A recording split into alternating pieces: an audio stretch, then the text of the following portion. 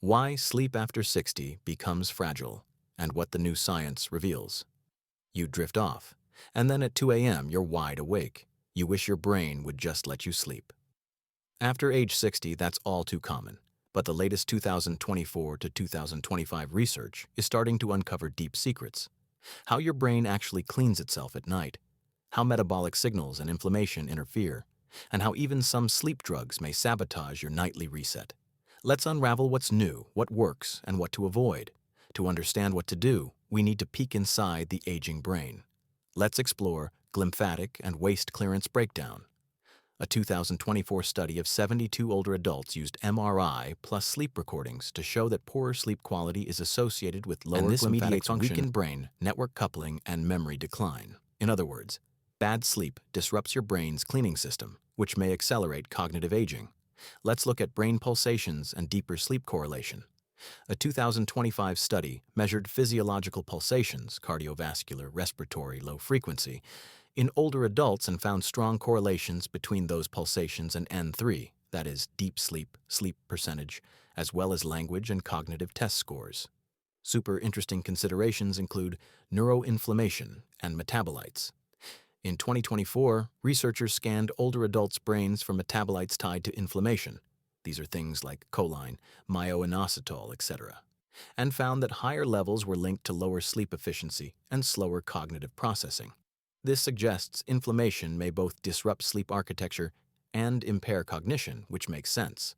We also should examine metabolism and ketone signaling in sleep stability in older adults. A recent computational paper, 2025, proposed that ketone metabolism dynamically influences sleep stability and circadian transitions. In fruit flies, altering ketone transport affected how smoothly sleep episodes transitioned and how stable the sleep was. While it's early work, it hints that your metabolic state, so things like fasting, ketones, blood sugar, may influence how fragile your sleep becomes.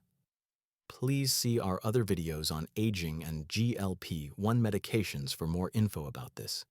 So what does all this tell us about as we age? Well, sleep doesn't just get worse randomly. Underlying systems like waste clearance, vascular pulsations, inflammation, metabolism are changing. To intervene, we should aim to support those systems, not just chase sleep. Now, let's talk about what the new evidence suggests for better sleep.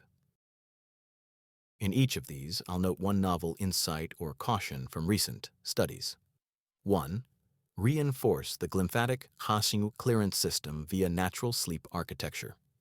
Essentially, it means aim for natural oscillations in norepinephrine and slow-wave activity, deep sleep, which help the glymphatic system flush toxins. One study warns, zolpidem, also known as Ambien in mice, suppressed norepinephrine oscillations and impaired glymphatic clearance, even though it induced sleep, so it is something to observe.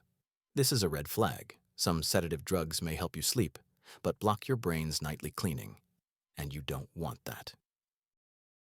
2.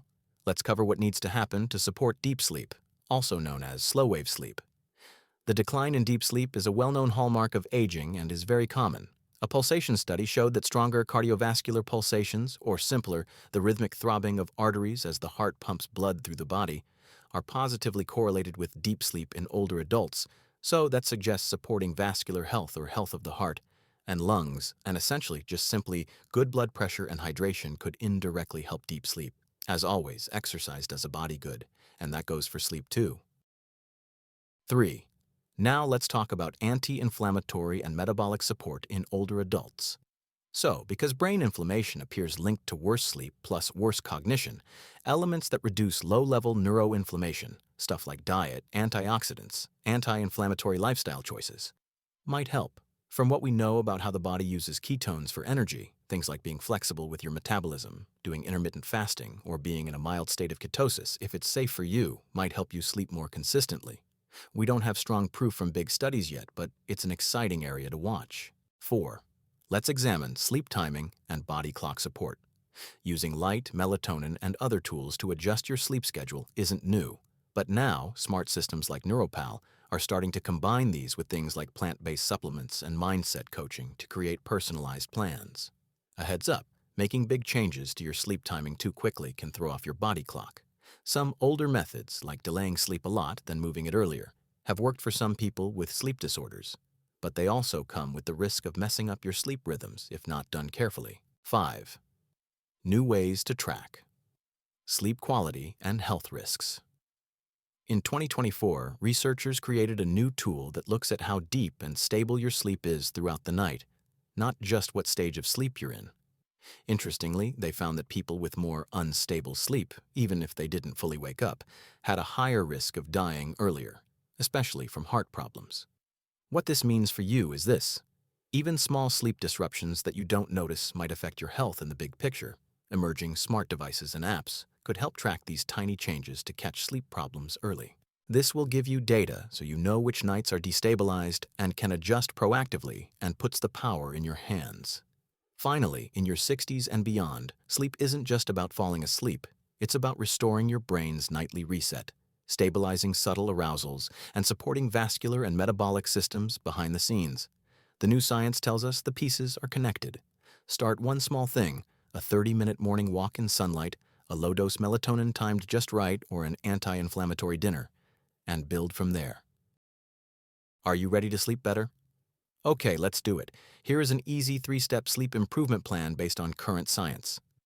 Step A. Help your body sleep using a more natural approach. First, if you can, avoid strong sleeping pills that mess with your brain's natural sleep rhythms. Try small doses of alternative and more natural doctor-recommended sleep aids at the right time for your body clock. Keep your heart and blood vessels healthy. Good blood flow helps support deep sleep. Step B. Reduce inflammation and boost your metabolism. Eat anti-inflammatory foods like omega-3s and colorful fruits and veggies, and avoid junk food. If it's safe for you, try gentle fasting or eat most of your carbs earlier in the day. Stay active. Exercise lowers inflammation and helps your body get into deeper sleep. Step C. Sync your sleep schedule and track it. Data is powerful. Start by getting bright light in the morning, avoid screens before bed, and wake up at the same time every day. Be careful with big changes to your sleep timing. Make small shifts if needed. In the future, or now, if available, use smart devices that track tiny sleep disruptions to help you adjust your routine if needed. Once you accumulate data information, you can see the big picture of your sleep pattern more clearly and can effectively implement good changes.